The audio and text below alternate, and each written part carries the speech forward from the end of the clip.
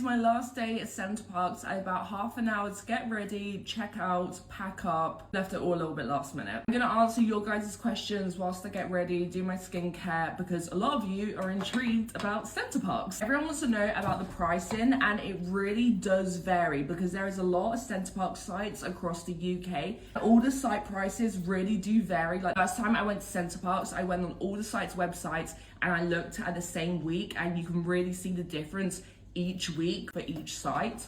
So some sites are a lot more expensive, and you could actually benefit driving an extra couple of hours and you could save like literally £400. I found that Elverdeen Center Parcs is the cheapest out of all of them. That's the first thing. Pricing varies site to site. So say if you've chosen your site, then you need to think about the time of year. Like if I wanted to go to Elverdeen Center Parcs, which is the cheapest, in summer, it probably would cost like £800 to be honest. In the summer, it can literally be like 3-4 times the amount as it would be in winter. December is expensive because it's Christmas. Then when the kids are out of school, that's going to be like double, triple the price.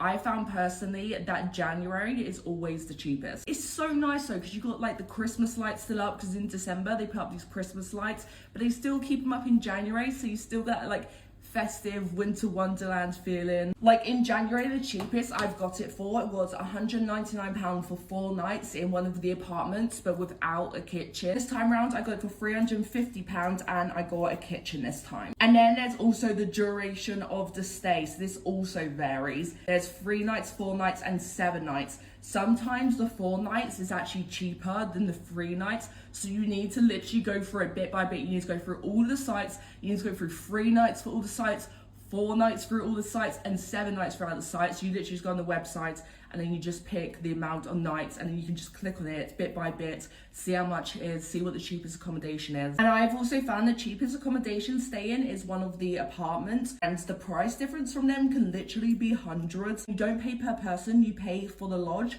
So say if the apartment was like, let's say £400, that's £200 each if there's 2 of you for 4 nights. You can get the apartments with or without a kitchen. Personally, now I've done a kitchen in the apartments, I probably would recommend a kitchen unless the price difference was quite high, just because the food in Center Parcs can be pretty expensive. There is a supermarket on site, and to be honest, it has like mostly everything, but it is very expensive. It's kind of like co-op prices. What I did this time is I went to Aldi beforehand and I did like a £20 food shop. I got everything I needed for all the nights, and then whilst I was here, if I needed anything else, I would just go to the little shop. What does your booking price include? Because obviously there's like restaurants on site, there's other food places on site, there's activities on site. The price you pay is literally just for your accommodation and for entry to the pool, the slides, the rapids. And to be honest, that is it. So let's say your stay was £300, you shared it with another person, you paid £150 each for 4 nights. At £150 will get you in the pool, the rapids, as much as you like all day long, but then you have to pay for activities and food. The activities really does vary. I'm pretty sure like target archery is like £25 for an hour. I think like laser clay shooting is like £20 for an hour. But things like the spa, just for entry for the spa for 3 hours, that's like £60. But then you can do like the Twilight package where you get food included, Prosecco, that's like £70-80. And then you got activities like quad biking, those ones are a little bit more expensive, they're like £40 or £50. There are some cheaper activities. There's activities like line dancing, belly dancing, those are normally around like £12-ish.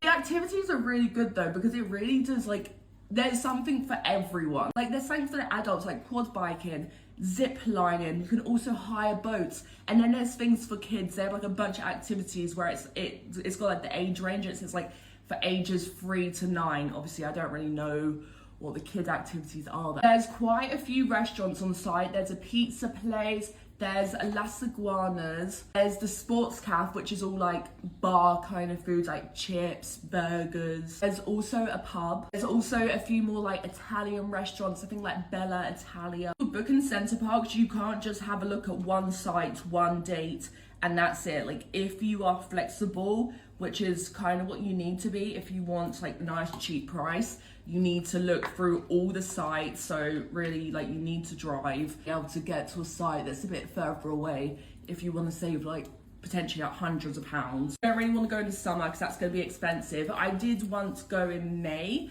and I did actually find a pretty good deal. I think the kids, they were in school and that was, I believe, for like around £250. I need to check out because I'm still not dressed. I need to